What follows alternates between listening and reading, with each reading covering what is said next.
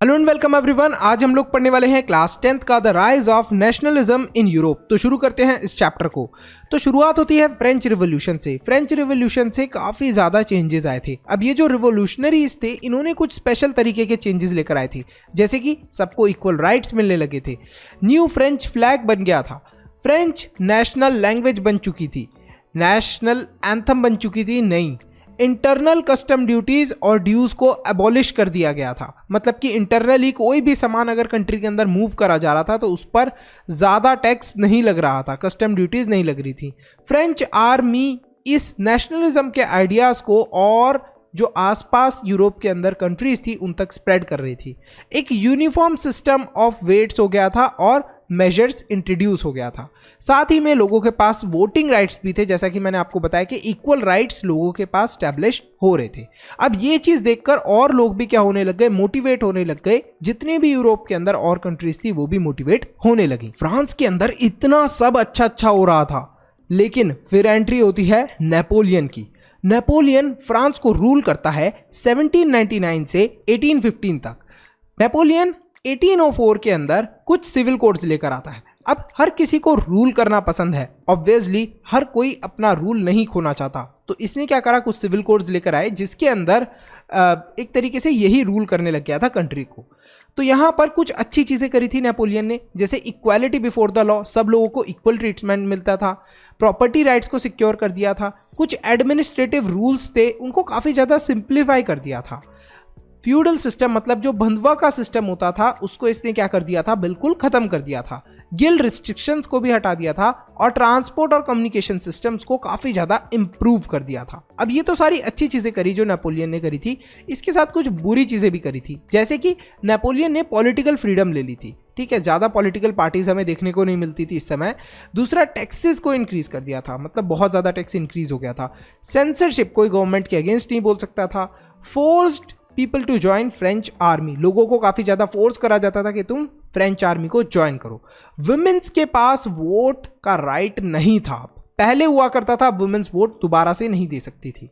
Right to property भी नहीं था वुमेन्स के पास, तो ये काफ़ी ज़्यादा प्रॉब्लम्स क्रिएट हो रही थी। अब इस चीज़ को लोगों ने लाइक नहीं करा। ठीक है, तो अब यहाँ पर शुरुआत होती है हमारी making of nationalism in Europe की। देखो, इस चीज को समझने से पहले आपको ये समझना पड़ेगा, फ्रांस के अंदर दो ही टाइप के लोग पहले हुआ करते थे। एक तो रिच, जिन्हें हम लोग एरिस्टोक्रेसी बोलते हैं, और दूसरी पुअर, पीजेंट्री, मतलब फार्मर्स वगैरह हुआ करते थे ये लोग।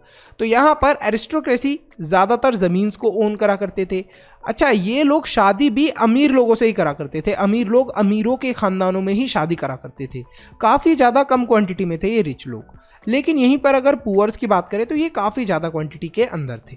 फिर धीरे धीरे करके मिडिल क्लास इमर्ज होता है। अब ये मिडिल क्लास क्या होता है, देखो, जब इंडस्ट्रियल रिवोल्यूशन शुरू होता है तो वहाँ से मिडिल क्लास भी आ जाता है, जैसे कि डॉक्टर, इंजीनियर, जब ये लोग बनते हैं, आते हैं, तो ये लोग क्या थे, ये मिडिल क्लास थे। अब मिडिल क्लास का मतलब क्या था, मतलब कि मिडिल क्लास वाले लोग ना ही बहुत ज़्यादा रिच थे, ना ही ये डॉक्टर्स, इंजीनियर्स बहुत ज़्यादा रिच थे, और ना ही ये बहुत ज़्यादा पुअर थे। तो दैट इज़ वाई इन लोगों को हमने मिडिल क्लास बोला था। मिडिल क्लास के अंदर नेशनैलिटी को लेकर काफ़ी ज़्यादा पॉपुलैरिटी गेन होती है, लोगों के अंदर एक नेशनलिज्म का जज्बा जागता है। जितने भी ये मिडिल क्लास लोग थे, ये लोग क्या कर रहे थे, ये लोग अपने नेशनलिज्म को लेकर स्टैंड कर रहे थे। तो they had a idea of liberal nationalism. अब ये लिबरलिज्म का मतलब क्या है, लिबरलिज्म का मतलब काफ़ी सिंपल है, for freedom of the individual and equality before the law. मतलब हर एक इंडिविजुअल को फ्रीडम मिले, आज़ादी मिले और इक्वालिटी मिले।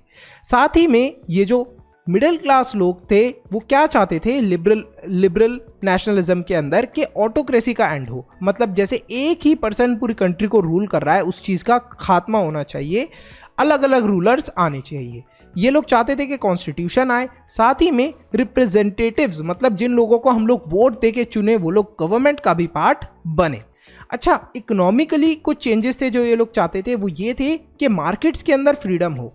मतलब मार्केट्स के अंदर कुछ गवर्नमेंट ने रिस्ट्रिक्शन लगाई हुई थी, वो चीज़ रिमूव हो। जैसे हमें मान लो एक शर्ट सेल करनी है, अच्छा अगर शर्ट सेल करनी है दिल्ली के अंदर तो वो 100 रुपीज़ की, यही शर्ट मुझे असम के अंदर सेल करनी है तो वो 200 रुपीज़ की। गवर्नमेंट ने इतनी ज़्यादा रिस्ट्रिक्शन लगाई हुई थी, उस चीज़ को ये लोग ख़त्म करवाना चाहते थे। ऐसा ही होता है, एक ग्रुप आता है जिसका नाम होता है ज़ोल्वोरियन। ये क्या करता है, एबॉलिश कर देता है इन सारे टेरिफिक बैरियर्स को, मतलब कि एक जगह से दूसरी जगह चीज़ें मूव करने में या सेल करने में जो प्रॉब्लम्स थी उन्हें ये लोग ख़त्म कर देते हैं। जब यहाँ पर करेंसीज की बात करें, फ्रांस के अंदर उस समय काफ़ी ज़्यादा करेंसीज थी, तो उस चीज़ को रिड्यूस करके ओनली 2 करेंसीज ये लोग कर देते हैं। और एक और बहुत अच्छी चीज़ ये करते हैं कि रेलवेज़ का नेटवर्क क्रिएट कर देते हैं, जिससे एक जगह से दूसरी जगह चीज़ें मूव कर पाती हैं आसानी से, और लोग भी एक जगह से दूसरी जगह आसानी से जा पाते हैं। A new conservatism after 1815। Battle of Waterloo होता है, जहाँ पर नेपोलियन हार जाता है उस जंग को। अब इस जंग को हारने के बाद क्या होता है, जो कंजर्वेटिव्स होते हैं, मतलब वो लोग जो मोनार्की को सपोर्ट करा करते थे, राजाओं को सपोर्ट करा करते थे, वो लोग एक तरीके से जीत जाते हैं। और जो लिबरल्स, मतलब जो डेमोक्रेसी, वोट देकर गवर्नमेंट बनाने में सपोर्ट करते थे और न्यू आइडियाज या चेंजेस को सपोर्ट करते थे, वो लोग एक तरीके से हार गए थे, जस्ट बिकॉज नेपोलियन इस जंग को हार गया था। फिर होती है ट्रीटी ऑफ वियना। अब ट्रीटी ऑफ वियना के अंदर क्या होता है, जो बर्बन डायनेस्टी होती है, मतलब एक तरीके से समझ लीजिए खानदान होता है, खानदानी राजा होते हैं इसके अंदर, ये लोग दोबारा से फ्रांस के अंदर पावर के अंदर आ जाते हैं। मतलब वही राजाओं का राज दोबारा से वापस आ गया था, वोट देकर गवर्नमेंट वाला सिस्टम खत्म। अब इस ट्रीटी के अंदर क्या होता है, एक फ्रांस की बाउंड्री बन जाती है। फ्रांस की क्या थी, पहले बाउंड्री नहीं थी, प्रॉपर स्पेसिफिक लोकेशन नहीं थी, तो ये लोग क्या थे, वॉर करके अपनी जगह इंक्रीज करते रहते थे। लेकिन अब क्या हो जाती है, इनकी एक प्रॉपर बाउंड्रीज डिसाइड हो जाती हैं। और दूसरी चीज़, जो मेन चीज़ थी, वो ये थी कि जितने भी चेंजेस नेपोलियन ने करे थे उनको अंडू कर दिया जाए। लेकिन कुछ रिवोल्यूशनरीज थे, रिवोल्यूशनरीज ने सीक्रेट सोसाइटीज बनाई, और यही थे हमारे लिबरल्स। लिबरल्स मतलब जो लोग इस चीज़ के अंदर बिलीव करते थे कि डेमोक्रेसी हो और न्यू आइडियाज़ को सपोर्ट हो, उन लोगों ने अब सीक्रेट सोसाइटीज़ क्यों बनाई थी? उन्होंने इसलिए बनाई थी बिकॉज इस समय कंजर्वेटिव्स ज़्यादा स्ट्रॉन्ग थे, वो लोग जीत गए थे क्योंकि। तो यहाँ पर लिबरल सीक्रेट सोसाइटीज़ बनाते हैं, जिसमें से गियुसेप्पे मैज़ीनी एक थे। अब इन्होंने क्या करा था, मैज़ीनी ने कुछ 2 सीक्रेट सोसाइटीज़ बनाई थी, एक थी यंग इटली इन मर्साई और दूसरी थी यंग यूरोप इन बर्न। अब यहाँ पर इनका बिलीव क्या था, इनका एक ही बिलीव था कि डेमोक्रेसी होनी चाहिए और जो मोनार्की है वो हट जानी चाहिए, जो राजाओं का राजा ये हट जाना चाहिए। तो यहाँ पर आता है एज ऑफ रिवोल्यूशन 1830 से 1848 के बीच में जो होता है। तो जुलाई 1830 के अंदर जो राजा थे, बॉर्बन किंग्स थे, उनको ओवरथ्रो कर दिया जाता है, उनको हटा दिया जाता है और कॉन्स्टिट्यूशनल मोनार्की का स्टैब्लिशमेंट होता है। अब ये कॉन्स्टिट्यूशनल मोनार्की क्या है, मतलब वो राजा जो कि रूल्स एंड रेगुलेशन को फॉलो करेंगे। मोनार्की के अंदर क्या देखने को मिलता है हमें कि राजा अपने हिसाब से रूल्स बनाते हैं और जो रूल उन्हें फॉलो करना है उसे करते थे, बाकी जो नहीं करना उसे नहीं करते थे फॉलो। तो यहाँ पर राजाओं को भी रूल्स फॉलो करने पड़े, तो ये क्या था, कॉन्स्टिट्यूशनल मोनार्की बन गई थी। अब इस चीज़ के अंदर लिबरल्स का बहुत बड़ा हाथ था। बेल्जियम यूनाइटेड किंगडम से अलग हो गया था। ग्रीस, मतलब जो फ्रांस के अंदर आज़ादी के लिए लड़ाई चल रही थी, वो ग्रीस तक भी पहुंच गई थी। ग्रीस के लोग भी क्या हो गए थे, इंस्पायर हो गए थे। ग्रीस को ओटोमन एम्पायर ने 15th सेंचुरी से रूल करा था, लेकिन अब फाइनली ग्रीस के अंदर भी इंडिपेंडेंस की लड़ाई हो रही थी और ट्रीटी ऑफ कॉन्स्टेंटिनोपल लिखी गई थी ग्रीस के अंदर इन 1832। अरे एक बहुत ही इंपॉर्टेंट चीज़ तो तुम करना ही भूल गए, फटाफट वीडियो को लाइक कर दो और चैनल को सब्सक्राइब कर दो। सब्सक्राइब के साथ में ज्वाइन का बटन होगा, उस पर क्लिक करके आप मेंबर भी बन सकते हो। अब मेंबर बनने के क्या बेनिफिट हैं और मेंबरशिप क्या चीज़ है? मेंबरशिप पेड है और मेंबर बनने के आपको बहुत सारे बेनिफिट्स मिलने वाले हैं जो आपकी पढ़ाई में बहुत हेल्प करेंगे। एक तो आपके डाउट्स फटाफट क्लियर कर दिए जाएंगे अगर आप मेंबर बनते हो। एक्सक्लूसिव लिंक मिलने वाला है आपको नोट्स का, जिन नोट्स से हम लोग पढ़ा रहे हैं वीडियोस के अंदर वो आपको मिलने वाले हैं। सैम्पल पेपर्स मिलने वाले हैं। अब ये जो सैम्पल पेपर्स हैं ये बहुत इंपॉर्टेंट है, आपकी पूरी एग्ज़ाम के लिए प्रैक्टिस हो जाएगी अगर आपने इन सैम्पल पेपर्स को सॉल्व कर लिया। और इन सैम्पल पेपर्स की हेल्प से ही आप 95+ स्कोर कर सकते हो। और भी बहुत सारे बेनिफिट हैं, लेकिन अब हम आगे अपने वीडियो को कंटिन्यू करते हैं। तो romantic imagination and national feeling. जब मैं रोमांटिक इमेजिनेशन की बात करता हूं तो आपके सामने ऐसे वाला रोमांस आ जाता होगा, बट इस रोमांस की बात नहीं हो रही। उस समय रिवोल्यूशनरीज ट्राई कर रहे थे कि कैसे लोगों को एक साथ जोड़ा जाए। तो इस चीज़ के अंदर फिलोसफर, राइटर्स और पोएट्स ने काफ़ी ज़्यादा हेल्प करी। इन्होंने लोगों के इमोशंस का यूज़ करा, मतलब कि लोगों को फोक सॉन्ग्स के थ्रू, कुछ स्टोरीज के थ्रू, पोएट्री के थ्रू, फोक डांसेस के थ्रू जोड़ने की कोशिश करी। अच्छा, अब इनमें से ही एक थे जर्मन फिलोसोफर जोहान गॉटफ्रेड हेडर। इन्होंने क्या करा, कुछ कल्चरल सॉन्ग्स हुआ करते थे, कुछ फोक सॉन्ग्स हुआ करते थे, पोएट्री हुआ करती थी और फोक डांसेस हुआ करते थे। इसके थ्रू लोगों को जोड़ा और रिवॉल्यूशन के अंदर लोगों को पार्टिसिपेट करवाया। Hunger, hardship and popular revolt. अब हंगर और हार्डशिप का समय था, मतलब कि यहाँ पर क्या हो गया था कि एम्प्लॉयमेंट काफ़ी ज़्यादा कम थी, मतलब जॉब्स काफ़ी ज़्यादा कम थी, लेकिन लोग जो जॉब करने वाले थे वो बहुत ज़्यादा थे। जितने भी रूरल एरिया, मतलब कि गांव के लोग थे, वो लोग सिटीज़ के अंदर आ गए थे और खाने पीने की चीज़ों का दाम भी धीरे धीरे करके बढ़ता ही जा रहा था। 1848 के अंदर जो पॉपुलेशन थी जितनी भी पेरिस की, वो रोड के ऊपर आ जाती है, एक तरीके का रिवोल्यूशन करते हैं वो लोग, प्रोटेस्ट करते हैं, जिसकी वजह से वहाँ का राजा लुई फिलिप जो राज कर रहा था वो भाग जाता है और अब नेशनल असेंबली ने प्रोक्लेम कर लिया था रिपब्लिक को। अब यहीं पर एक छोटा सा इंसिडेंट होता है जिसके बारे में आपको जानना बहुत ज़रूरी है। 1845 के अंदर सिल्सिया के अंदर एक रिवॉल्ट होता है अगेंस्ट कॉन्ट्रैक्टर। अब ये आखिर होता क्यों है? देखो, मेन रीज़न ये था कि जो वीवर्स थे उनको काफ़ी कम लो वेजेस दी जा रही थी। वो डिमांड कर रहे थे कि हमें हाई वेजेस मिलनी चाहिए। तो इस चीज़ के लिए उन्होंने क्या करा था, कॉन्ट्रैक्टर्स की पिटाई वगैरह कर दी थी। जो कॉन्ट्रैक्टर्स थे उनसे काम ज़्यादा कराते थे, पैसा कम देते थे। इस चीज़ के ऊपर ये पूरा रिवॉल्ट हुआ था। कब हुआ था? ये 4 जून को हुआ था। वीवर्स की क्या डिमांड थी? High wages. आगे हम लोग पढ़ते हैं 1848 का रिवॉल्यूशन जो लिबरल्स ने लीड करा था। रिवॉल्यूशन जो कि लिबरल एजुकेटेड मिडिल क्लास ने लीड करा था, इसकी वजह से क्या चीजें हुई? Frankfurt parliament. अब ये जो फ्रैंकफर्ट पार्लियामेंट है, इसका सेटअप होता है 18 मई 1848 को, जहां पर कुछ पॉलिटिकल एसोसिएशन के लोग इलेक्ट करते हैं 831 रिप्रेजेंटेटिव्स को, जो कि फ्रैंकफर्ट पार्लियामेंट के अंदर पार्टिसिपेट करेंगे। और ये सारी चीजें हो रही होती हैं in the church of saint Paul. यहाँ पर ड्राफ्ट होता है कॉन्स्टिट्यूशन ऑफ जर्मन नेशन। अब इस चीज को अपोज करा जाता है बाय द पर्शियन किंग। क्यों अपोज कर रहे होते हैं वो? क्योंकि इस कॉन्स्टिट्यूशन के अंदर no rights were given to workers and womens जिन्होंने बहुत ज्यादा इंपॉर्टेंट रोल प्ले करा था इस रिवोल्यूशन के अंदर, उनको ही राइट्स नहीं दिए जा रहे थे।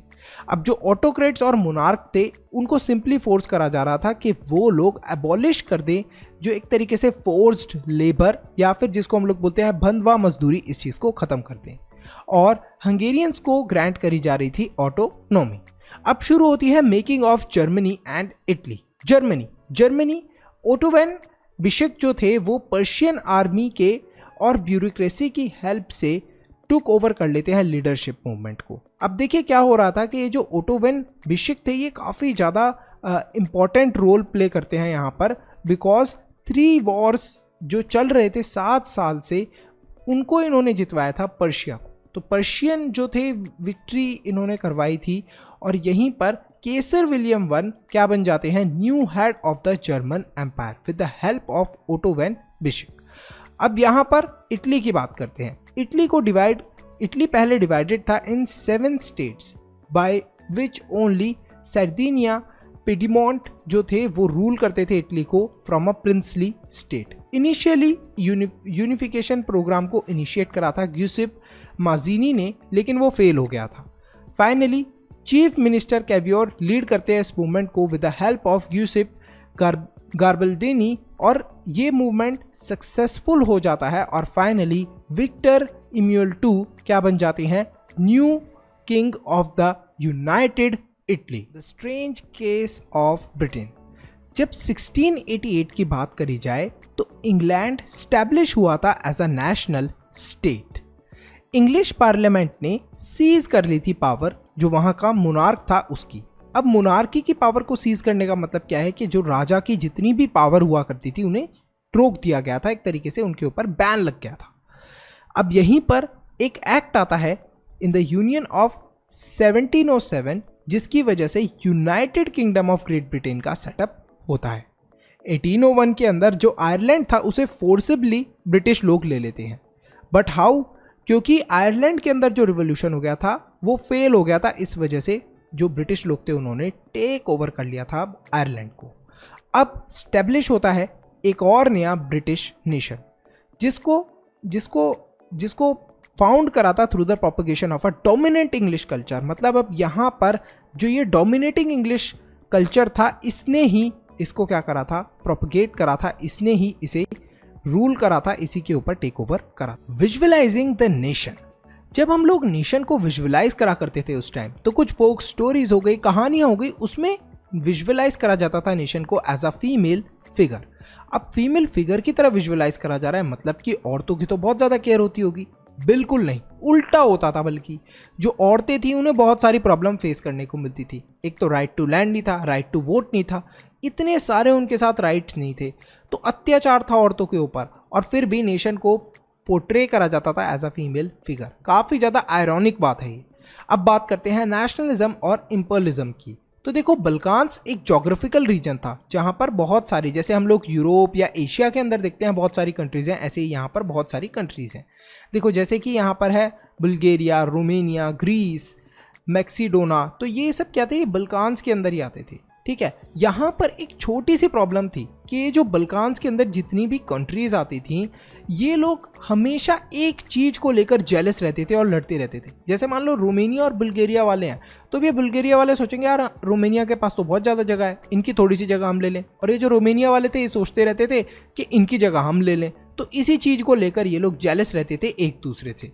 अब ये लोग तो घर के घर में जेलस हो रहे थे, लेकिन इस पूरे रीजन को, जो बल्कान्स वाला रीजन था, इसके ऊपर एक तरीके से कंट्रोल ओटोमन एम्पायर का था।